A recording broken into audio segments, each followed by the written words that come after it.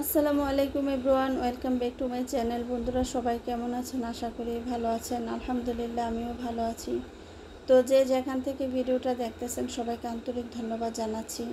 আর বন্ধুরা দেখেন, একটা দুঃখের সংবাদ হচ্ছে, আমার যে কবুতরের জোড়াটা ছিল ডিমে তা দিতেছে, ওইটা হচ্ছে আজকে একটা ডিম বাচ্চা ফুটেছে, এটার ভিতরে বাচ্চা হয়েছে একেবারে, হয়তো বা 4 থেকে 5 দিন পরে এটা বাচ্চাটা ফুটতো আর কি।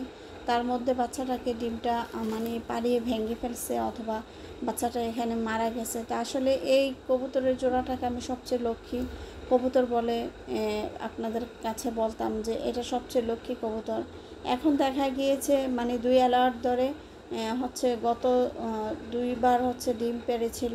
একই অবস্থা, হয়তো বা একটা ডিম নষ্ট করে ফেলে, অথবা 2টা ডিম নষ্ট করে ফেলে, এরকম হয়তো বা একটা বাচ্চা দেয় আর একটা হয় না, এরকমভাবে হচ্ছিল। তো সেম এবারও একই ঘটনা, একটা ডিম নষ্ট করে ফেলেছে আর একটার মধ্যে বাচ্চা হয়েছে। তো এটা হয়তো ফুটতো, তো এখন এটাকে এরকম একটা অ্যাক্সিডেন্ট হয়ে গেল। আসলে কি বলবো, কেন এরকম হচ্ছে বন্ধুরা আমি জানি না। যদি আপনারা কেউ জেনে থাকেন এই বিষয়ে, অবশ্যই কমেন্টের মাধ্যমে তা লিখে যাবেন কেন এরকমটা হয়। তো আমি যতটুকু একটু ধারণা করেছি, হয়তো আমি ভিডিও করে আপলোড দিই, অনেক সময় অনেকে মানে যদিও বদনজর দেওয়া লাগে না, এটা এমনিতেই ভালো লাগা থেকে হয়ে যায় বদনজরটা। তো জানি না কেন এমনটা হয়েছে।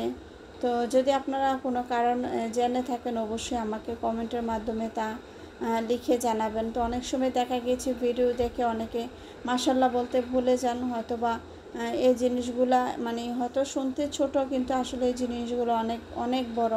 যে এই কোনো জিনিস দেখলে মাশাল্লাহ বলতে হয়। আশা করি আপনারা নেক্সট টাইমে মাশাল্লাহ বলবেন। তো তারপরেও জানি না কেন এরকম হয়েছে, অবশ্যই আপনারা দোয়া করবেন। আর আমার ভিডিও গুলা কেমন লাগে বা ভিডিওটা কেমন হয়েছে আজকের, সেটাও জানাবেন। মনটা যদিও খুবই খারাপ, তো তারপরে ভিডিও দেওয়া লাগছে এই আর কি। তো আর এই কবুতরের জোড়াটা কখন ডিম দিবে তাও জানি না। তো সবাই দোয়া করবেন। আর ইনি দেখেন একেবারে উপরে একা একা বসে আছে, তো করার কিছু নেই। তো এখানেই বিদায় নিলাম আজকের মতো। আল্লাহ হাফেজ, আসসালামু আলাইকুম।